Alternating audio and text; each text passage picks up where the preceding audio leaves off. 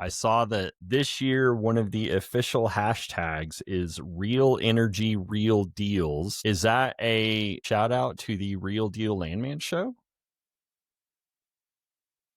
Yeah, it is. This is where you nod and go, of course it is. I don't like how long he thought about that, but we're going to take that as a win. We're going to take that as a win either way. Yeah, absolutely. We love you guys.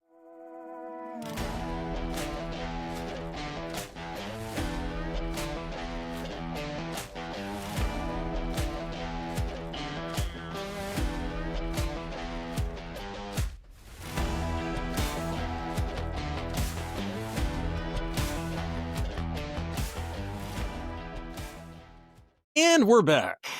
Hey, everybody. Drew Hopkins, Jairus Johnson, Real Deal Landman Show, episode, I don't know. What are we at now? Like 200-300? We're deep in the mix at this point, Jairus. Like this is... Hey, I count by subscribers, and once we got into the tens of thousands, it got hard to keep track It's hard to write all the fan mail, first off. Secondly, it's hard to write all the Christmas cards because, I mean, that's coming up soon. And we personally, that's one of the things that we said from day one. We were like, we're going to personally account for every single one of the fans that are listening in to this absolutely just sterling show. I will tell you, I spoke at a conference last week and I got hit again with the slap bracelet. Somebody coming up with the slap bracelet, showing it to me, and I had to give them the money in my wallet.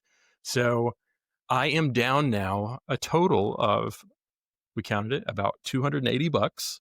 I didn't think it through at the beginning, but this one was about $35, and yeah, she was very happy to receive that. So yeah, again, one of those things where we didn't think it through at the beginning of it, or I didn't, and no, yeah, you, I did not. I think what I'll do is I'm going to start carrying those like the frequent shopper cards for like the snow cone stand or the, the taco place where they stamp your card. And if anybody happens to flag their slap bracelet at me, they can have whatever card I have. It's like, hey, if you buy 4 more snow cones in Manitou Springs, Colorado, you'll get a free one. Do it. Yeah, that is the way to do it. I mean, it was one of those funny things that it's fun, and I'm so glad to see people wearing the slap bracelets, and that's really cool. We're going to continue to give those out. I also, before we get things really started, because this is going to be a great episode, we're talking NAPE today with some NAPE royalty here, but I do want to say congrats to Jairus, and I would hit the button on the control panel right now, doing All We Do Is Win by DJ Khaled and I believe T-Pain. Is that right? That's got to be right. You are asking the wrong dude. I don't know. I'm pretty sure it is. But Jairus continues his winning ways this year, or at least in the last 18 months of Landman of the Year, and then working with Roland winning Disruptive Tech of the Year this last week that you got to accept the award for. That's pretty cool. Yeah, it is pretty cool. The thing that is really bugging me though is because like I still carry a little bit of, I don't want to say jealousy. Jealousy is the wrong word, but I don't like you having things that I don't have. And so it's really it's bumming me out seeing you win all these things, but I know my ship will come in soon, I'm sure. No, that is silence jealousy, says it all. That's good. And that's fine. No, it's jealousy, and I'm okay that you have it. That's okay. Drew, I got to ask, is your name Drew or is it short for Andrew? I mean, Drew doesn't stand on its own, right? It's short for something. It's always short for something, isn't it? Now, it would be. Now, we do have, this is a good talking point for this episode for Drew Hopkins, who I am the only one who I can answer that for. For Drew Hopkins, it is Drew by itself. It is not Andrew. It is just Drew. Now, if we did have another guest on the show today, and that might be from NAPE, AAPL, Drew Guntert. Now, Drew, you tell us, are you a actual Drew or are you an Andrew? I am just a true Drew. And, Drew, we've bonded over this and have talked in detail about Andrews versus Drews, our opinion when somebody presents themselves as a Drew, but then also says, well, I'm actually Andrew. And that's a no-no. If you are a DREW, then like, hey man, you need to go over and be an Andy. You can't be a DREW. This was given to us by our parents. It's our birthright. Yeah, I'm a true Drew. It's a beautiful thing to catch up with this Drew. To have two Drews on this panel, on this dais today, is a pretty big deal. I look for Drews in the wild, and I come across them like once every like 5 years, and they know, and it is the most hilarious thing in the world. And they'll be like, "Are you an Andrew?" And I'll be like, "No, I'm not. I'm a Drew." And they're like, "Yes." They're like, "There it is." And I'll be like, "Yeah." And you have like a lifelong friend, and it's an inside joke for life. Waiters, anybody I see, like, I'll be like, "Hey," and they'll be like, "Yeah." And you just kind of know, like when you make eye contact, there's a deep connection there. I couldn't agree more. And whenever you and I think we first bonded on it at an AAPL conference in, I think, Arlington a few years ago.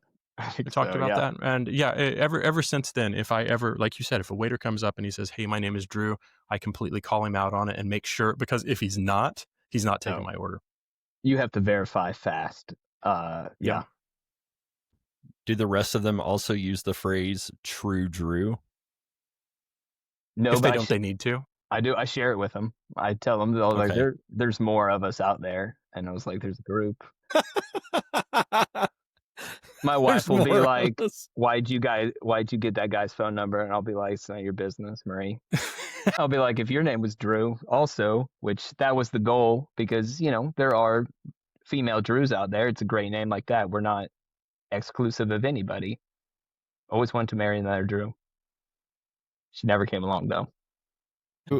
Have you guys heard of the Ryans, like the Ryan meetup group and Ryan Fest? I have, yeah. Just now, because I wanted to reference it, I looked up the ryanmeetup.com website, and when you go to the website, there's a pop-up that says, "I certify my name is not Brian with a Y or Brian with an I," and the default is not to continue. The default is leave. It is for Ryans only. We need our own website. We need something. Let's see if TrueDrew.com is available. We would have, I believe, and I was trying to do a little research too on it at one point. I believe Drew Brees is actually a legitimate tried and true Drew. I think Drew Barrymore is a legitimate Drew, which is interesting. I think so. I think my list is over at that point. That's the only ones I know. So it would be a small meetup, but I mean, the star power there would be pretty solid. I think it would be an amazing podcast. For almost $7,000, you can own TrueDrew.com. I mean, I've never heard of a better investment, honestly. Now's the right time, whenever the world's kind of doing what it is right now. I feel like that, yeah. All right, I'm going to send you the paperwork after this thing. We're getting this locked in. I can't wait to explain that at the monthly budget meeting, family budget meeting. Like, just give me on a conference call. We can take care of this together. It's going to be 2 against 1 for sure. I need this. Yeah. Well, that's all the time we have for today. Appreciate you guys coming on. No, let's get to business here, guys. Okay, we are talking NAPE, which is not the North American Pet Expo. It is the North American, and I think people get this wrong too. They think it's petroleum. It's the North American Prospect Expo. But it is the Prospect Expo. That is right. Okay, so Drew, also joining us today is Caleb, your trusty sidekick. Dare we say the one who does most of the work? Caleb, I will say, does, being sub 30, I think it is imperative that you have to pair yourself with younger people. And now that I'm over 40, there are things that I just don't know anymore. And I think Caleb Rogers came to us, and he is amazing asset. And a lot of the new development stuff you see at NAPE, and a lot of the social, a lot of the marketing, a lot of the new event activations, and kind of the NAPE Roadshow that we hit when we're not producing our own events comes from Caleb Rogers. So happy to have him here with us. Awesome. Is Caleb young enough to know what 6'7" means? Yes, I actually am. Okay, so what does it mean? It actually means nothing. It's just a joke from a rapper. It was on a song. He just said 6'7" really funny, so now all the kids say it. And that's kind of the joke now. It's like, okay, it's just 6'7", and no one else knows what it means. And they'll tell you it's something from periodic table. Those kids have never seen a periodic table in their lifetime. It's from a TikTok song. So the kids are just saying it. It's just something young and dumb, I guess. But does the artist that produced this, does he know? And he's just has this massive inside joke on everybody. Oh yeah, he knows. It's a massive inside joke on everyone. So Okay. when your kids are saying it, just pretend like you don't know. I don't want to be the one to spoil the secret. Caleb, just to clear the air, you do not have, like, your middle name isn't Drew regular, is it? No, it is not. Okay. Thank goodness. Okay, I just needed to make sure of that. How long have you been with NAPE now? I've been with Nate for 4 years now. It's 4 been a years, nice. So lifetime. you've got to, yeah, I mean, with the crew you're working with, absolutely. What has been the thing that you've enjoyed the most out of seeing these conferences come together each year? And as Drew mentioned, you were kind of putting more of like a social spin on it and being able to kind of bring kind of your expertise to it. What have you seen in the last 40 years that you've been there? Something that you're pretty proud of changing? Man, I'm just pretty proud of how we continue to diversify the show and showcase new ways that people can get involved in energy. I think especially one of my focuses has been, just bringing more young professionals into into the energy industry. It was something that I didn't even know existed before I started working here. And so I think over the last 4 years, just seeing the progression of the show, I see that we're getting more young professionals. They're getting a lot more excited about NAPE. They're starting to come into those decision maker positions and buy booths for NAPE. And when they see me at the trade shows, they're like, yeah, this is an event that we have to go to. It's just been really rewarding to see the impact that we're making with young professionals and just seeing that growth over the next 4 years. That's fantastic. And I mean, you guys really have done a great job of it. We always see so many people from like Wyoming from college. OU takes a lot of people down. See a lot of young professionals from Texas that are just getting in, like less than 2 years of experience within the industry, or maybe just graduating from college. And just to really be able to see that excitement and to be able to see them, especially the people that are kind of walking into the George R. Brown for the first time and seeing just how big it is and just everything that goes along with it. Yeah, there's nothing like your first NAPE. I remember Drew was always telling me, he was like, man, like, wait till you see what you've been working on all year. And I Yeah. was just kind of brushing it off. And then you get there and it's just this massive event. The energy is like nothing I've ever felt before. And so it's just something I look forward to. Like, as I'm working throughout the years, just like every February, I just got to make it to the GRB and everything's all worth it. It's awesome. And Drew, you've been doing this.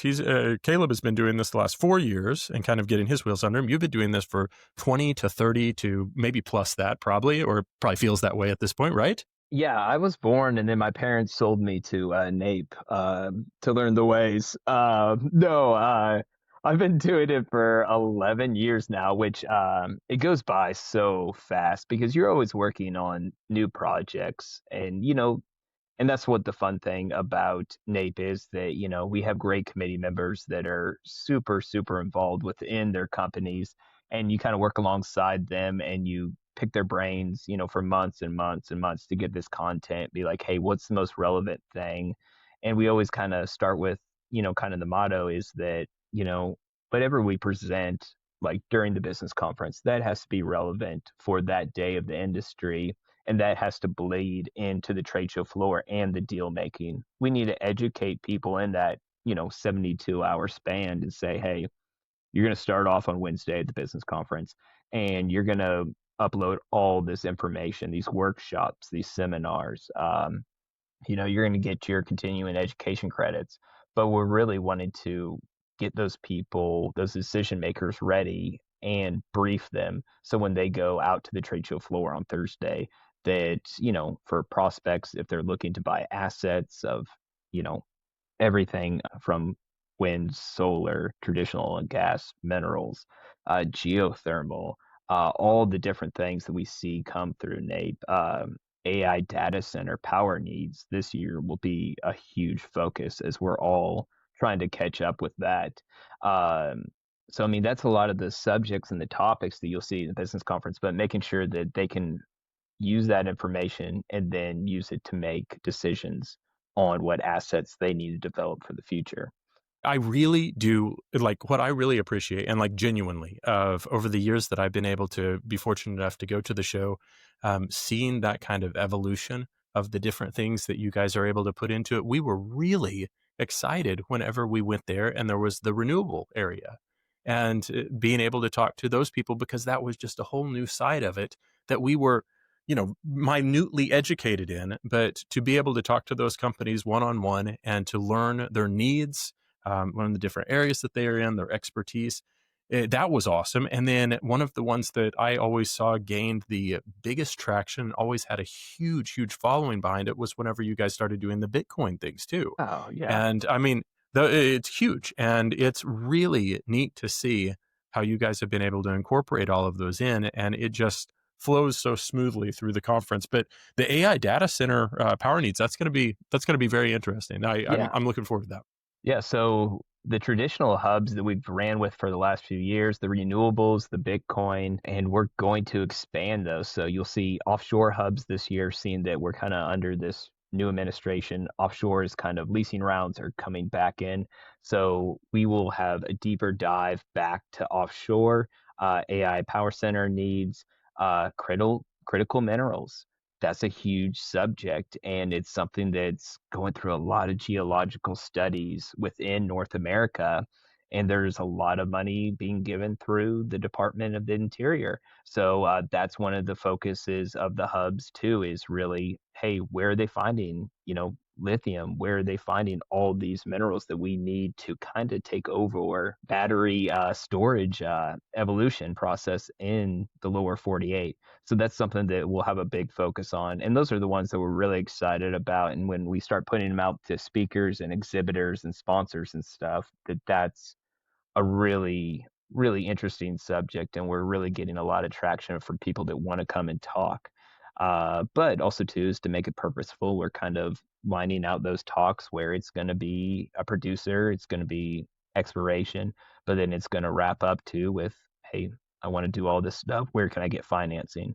So kind of making those sure that we get those right talks that are informative, and you're not just sitting there listening to somebody talk about something, but it's something that you can utilize right there on the trade show floor. That's super powerful. And you guys have done a great job on being able to keep that organized to where everybody they feel like they're just getting a huge amount of information pushed at them, but it's so well structured that they're able to digest it really well. And then you feel completely worn out by the time NAPE is over. And I know you guys do for the entire year that you've taken on being able to put into it. But you're able to end that conference knowing that you have gained so much information. And it's one of my favorite ways to start the year off. Like right in February, you just have so much momentum going. So it's pretty amazing.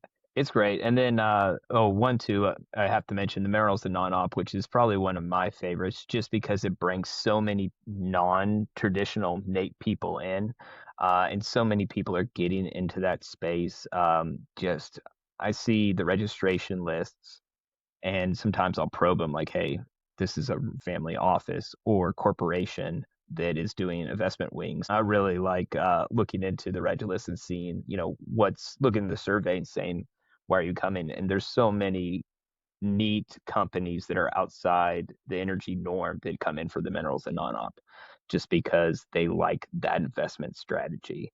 So you see a lot of the money people come in, especially the private investors come in for that, which is definitely just value added to NAPE. And the last thing I'll say about the hub, especially like the Bitcoin one, it's amazing how much that mainstreamed Bitcoin mining and justified it at NAPE. And I talked to a lot of vendors in that area. They're like, when you guys did that, that really made it like solidified us that we weren't crazy. And that's really cool that you could see that, hey, yeah, that's a legitimate asset. And if you're flaring out in the middle of nowhere with no infrastructure, yeah, Bitcoin mine it and have something at the end of the day to show for it. And now even too, I'm seeing capital providers coming in where you can borrow against your Bitcoin. So, I mean, that's amazing. Like, hey, you are flaring this off. Now you have Bitcoin, and now you've compiled enough where you can borrow against it for your next deal. I mean, it's really cool. It's a really neat way to look at it, and you kind of see a front row seat where we see so many companies and attendees come through. So it's neat to see, and we developed that within committee and with some other partnering organizations to kind of build that out. And now it's catching on. So it's cool to see those programs actually have an impact to the industry. For someone who hasn't attended before, what should they know? What should they expect? How do they maximize their experience if this is their first time going? If you're an attendee, go through the agenda. If you do the business conference, get your credits, fill that out, go to everything, go up and talk to people, shake hands. If somebody's interested, everybody has the name badge on and with their company name. Look at their name badge and ask them why they're here, where they've been in the industry. I think that that's a great thing. And this isn't just for like young professionals. This is anybody at any point in the career. That's what the event is for. People are there to talk. We all gravitate towards our own friend groups, the people that we've known there. Go outside that and talk to some people. If somebody's standing there alone, give them a handshake, ask them what they're about. I think the discovery of NAPE is that it's the people are the value, and every single person has something valuable that they're bringing there. So that's the biggest thing for attendees. Just, put yourself out there. Don't stay in your group. Get outside that group. Make a new group. You may like those people better. Who knows? Find a Drew. Find a Drew. Yeah. Stay away from Andrews. But, and if you're an exhibitor, I know you guys are both longtime journeymen in booths and stuff. Don't sit behind that cell phone and that laptop. There's Right. there's a lot of value in shaking hands, telling people what your company does, build out a booth strategy, get a good promo, make something that when people pass by your booth, that it really stands out. I think we've come across probably the best promo item there is. Jairus has seen this. It works. I'll kind of hand it over to Caleb here because he's really worked on some great exhibitor strategies and resources that we'll have this year that we've really never had before at NAPE. Yeah, so on the exhibitor side, we partner with this marketing firm, Advertise. They are people who came from the industry and they really understand NAPE and what it's about. And so this year, they're going to be offering 30-minute personalized coaching sessions for our exhibitors. So that way we kind of teach them, how can you get the most out of NAPE? Because it's an event where you're going to get the most bang for your buck. I mean, I can't tell you how many surveys I read every year from exhibitors. And they're like, we went to NAPE and it's our most profitable event of the year. We get X many deals every year when we come to NAPE. And this is the one show that we know we have to come to every year. And so we're just going to continue that through Advertise, get those coaching sessions in. They'll be able to help you budget and plan for NAPE. So that way you can really draw people to your booth and leave with those deals that you're seeking. I want to say, like, from the experience that I've had we've had a booth at the majority in the last decade that I've been going to it. And number one, working with you all to find the best placement has been so easy. The way that it's all laid out, the way that you set everything up, the way that you get the whole structure of the process going is just kind of a fun process to go through. But then exactly what you said, Drew, of you've made an investment for your company and you're sitting at the table or you're standing there in your booth. It is imperative that you go out and you make the connections and you talk to people, and you can't expect people just to walk directly up to you and automatically want to make that deal. You've got to make sure that you have that strategy in place. So, what Caleb's saying of being able to work with kind of the experts to be able to find out the best way to market yourselves, that's huge, and that's a really neat service that you guys are showing. Yeah, and if you continue to work with Advertise, they can actually give you a whole booth marketing plan for NAPE. It's awesome. And that way they can really teach you how to stand out. Because like you said, there's just so many things happening. There's so many people to meet that you really have to do something to grab their attention. Drew mentioned we found the best promo item this year, and it was a 3D printer. And so now when I'm at trade shows, I'm sitting there printing these nifty little can covers, and people will come up and they're like, "Oh, what are you 3D printing? What are these hinges?" And I'm like, "Hey, awesome. Want to spend your money with NAPE?" And I can't tell you how many leads we've gotten from that. So yeah, you just have to be creative and have your plan and be ready to shake hands and smile. There's always mini golf going on. There's a dinosaur you can sit on. There's all sorts of stuff. Like there's so much stuff happening that like just walking the floor in 2 days isn't nearly enough time to see what people have done. But I think a lot of companies, and I know like we were a smaller company whenever we first started out, and we were like, I don't know where we're going to put the investment this year. And NAPE was always a go-to because just like what Caleb said of, you pay an investment to get involved with this because there's so many good people that are coming to it, but you shake X amount of hands, you do a couple deals, and that is immediately like that's paid for, and not even then some, but quadrupling then some. It's a really, really great return for these companies. And I'm not talking about just vendors selling software. I'm talking about, anybody that's involved with it. It's a really, really good place to meet the people that can make the difference. I think what people fail to remember is that NAPE is owned by 4 non-for-profit energy organizations. So it goes to advocacy, it goes to education for the industry, it goes to scholarships for kids wanting to get into the industry, it goes to these industry organizations. The sole purpose is to really advocate and make sure that we can all keep doing and keep participating and, keep producing energy for everybody. Yeah. So, I mean, every single year it's, NAPE start with a zero-based budget. So all the profits go back to you guys to make sure that it makes your lives easier, your careers easier. You can launch projects, you can develop deals, you can keep producing from large scale E&Ps to guys with maybe just have 2 wells that, just love the business and want to keep turning a profit.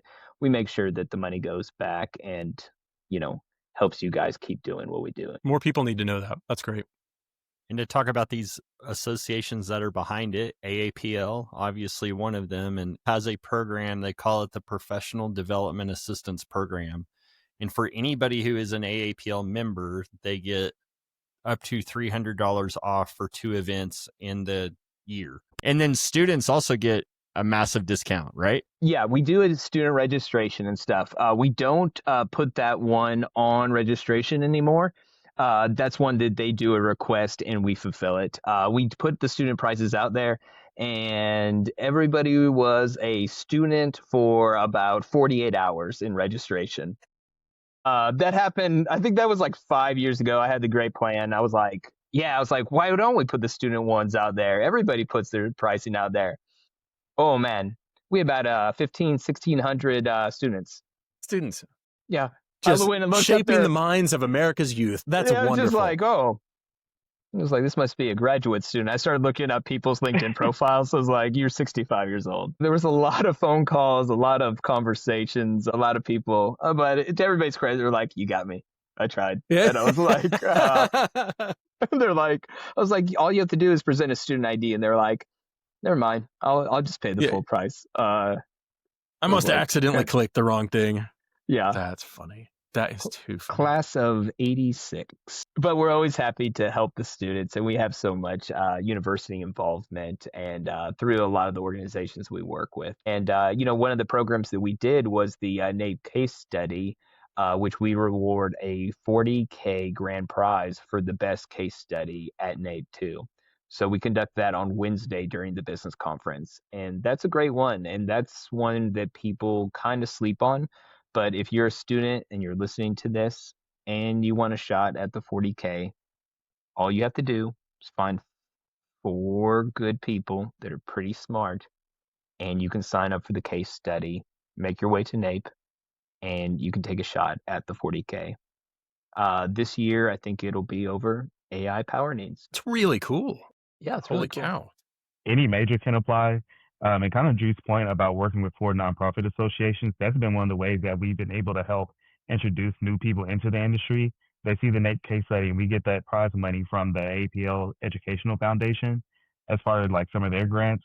And so it's really instrumental into bringing new blood into the industry. And they also get to present on Thursday on the expo floor if they make it to the finals at NAPE. And then even now we have the NAPE job fair that NAPE has been doing for years that we're moving to the expo floor on Thursday. So that way everyone who's like new in their career or a student looking at a career in energy, they can connect directly on the expo floor and still make those other professional connections while they're there. So Yeah, there's lots of value there for the students. I would pay $75 if I didn't already go for free. I'm a student of life, so That's And awesome. one Well, of the great case study ones, one of the kids that won, he took his portion and he bought his girlfriend an engagement ring, and he proposed after winning the case study. So I was like, so a little bit of love at NAPE too. It's a great thing. Are they getting married on the show floor at this year's NAPE? Yeah, they are. Yeah, at the icebreaker, they just film me and we're like, yeah, we'll do it. So I mean, we have to schedule a priest to come into of NAPE. course. Yeah, so we'll do it. Jairus is gotta- working on getting ordained, so this is perfect. The timing of this couldn't be better. Do Couldn't be better. ordained ministers also get a discount on their registration? We'll comp them on this one. Yeah. But we always have a notary at registration, so we'll notarize it and get them, There you get them go. taken away. Yeah. Get a complimentary booth. On the show floor, I have to ask, is there a dress code, and what happens to violators, or what should happen to violators?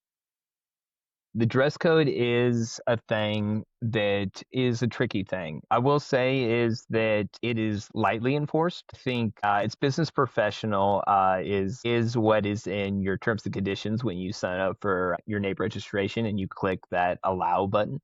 You are contractually obligated to wear a tie and a suit. But I think, it's one of the things too that we do probably need to look at maybe for this year, because I think COVID has completely changed the fashion world as we know it.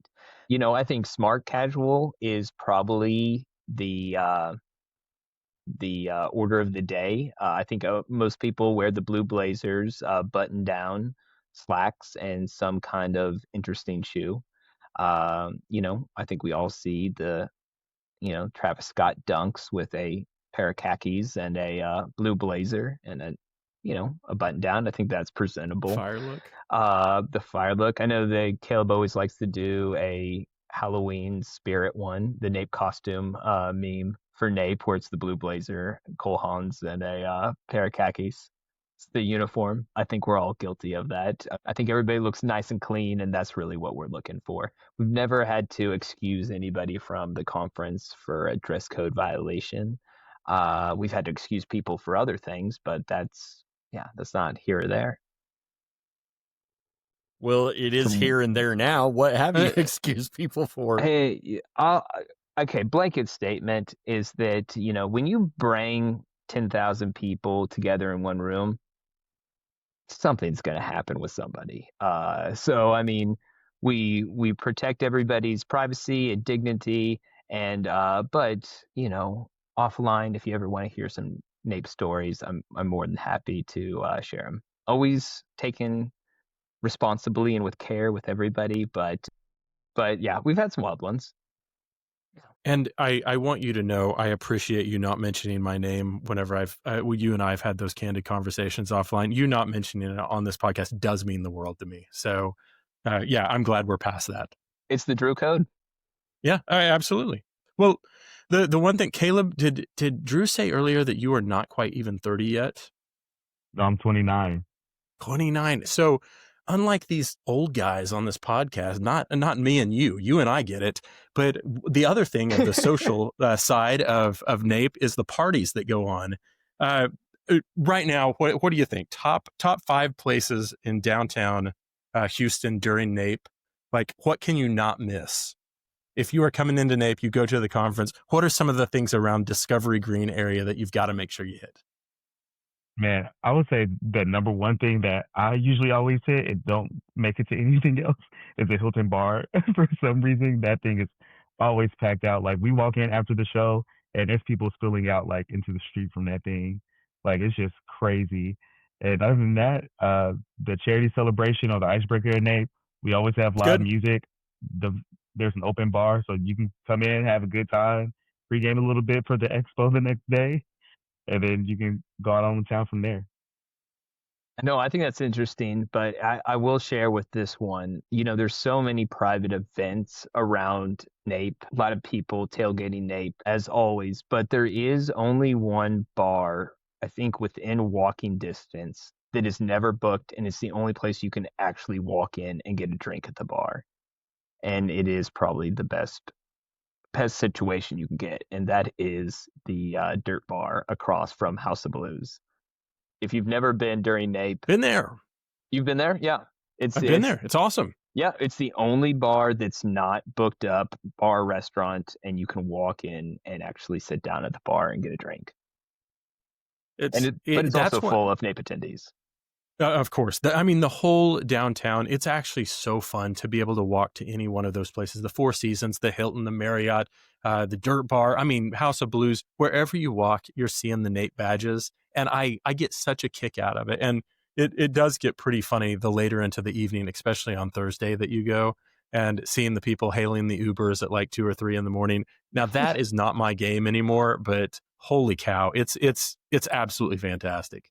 No, it is a blast. That's one of my it's the most fun thing to do. Grab a drink after NAPE and just see everybody. Like the downtown is just alive, like on a Thursday or a Wednesday night. Yeah, it really is. And I mean, the more you go, the more people that you see that you recognize, and like it's a wonderful event, and it's so exciting. So we really appreciate you guys coming on and telling us more about NAPE 2026.